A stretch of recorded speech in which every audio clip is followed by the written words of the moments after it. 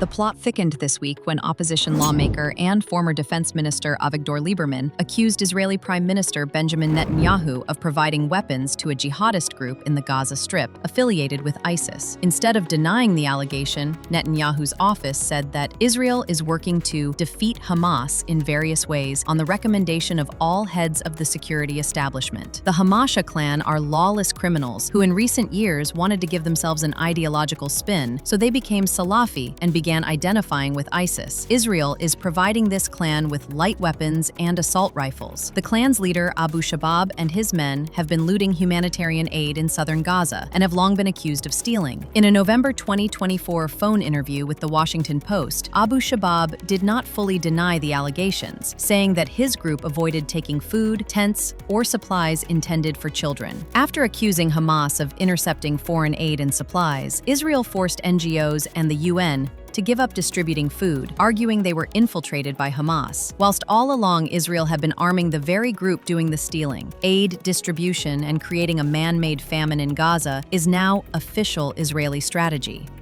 The U.S. State Department sanctioned 4 International Criminal Court judges for allegedly targeting the United States and Israel, including by issuing arrest warrants for Israeli Prime Minister Benjamin Netanyahu and former Israeli Defense Minister Yoav Gallant. Ever since the events of October 7th, U.S. officials have criticized the growing evidence implicating Israel in a genocide. But rather than fight the case in the international court and counter the evidence against Israeli leaders, U.S. officials have ridiculed the court and sanctioned it. The United States previously sanctioned the ICC and Chief Prosecutor Karim Khan. In addition, American employees at the ICC have reportedly been warned that U.S. authorities could arrest them if they return to the United States. Despite tensions between President Trump and the Netanyahu administration, the U.S. continues to champion Israeli interests in the broader international community. It continues exporting arms to Israel, raising the question, how real are the tensions between the U.S. and Israel? The sanctions came a day after the United States vetoed a UN Security Council resolution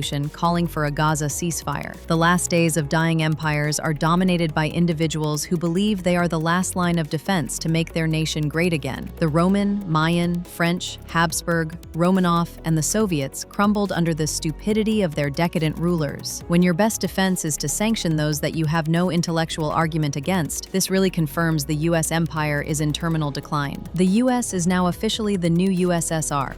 British Defense Secretary John Healey presented the Strategic Defense Review in the House of Commons, unveiling a major overhaul of the United Kingdom's defense strategy focused on boosting warfighting readiness. The new defense strategy underscores the United Kingdom's urgent need to rebuild core defense capabilities amid rising geopolitical volatility and following years of underinvestment. Additionally, the United Kingdom's NATO-first approach reflects a shift toward reprioritizing Europe and homeland security in the face of Russia's invasion of Ukraine and concerns over U.S. retrenchment from Europe. The 10-year plan includes £15 billion for a sovereign warhead program and the introduction of new platforms, as well as 6 munitions factories. The ambition to raise defense spending to 3% of GDP by 2034, however, faces serious challenges amid competing spending priorities and mounting demands on healthcare, pensions, and welfare. With the British Army now around only 70,000 full-time active personnel, the government has acknowledged the need for a major rebuild amid growing global geopolitical volatility. The British face the same problem they have for decades. Their political ambitions are completely out of sync with the economic capabilities. This review confirms this again, and it's unlikely this will change in the medium to long term.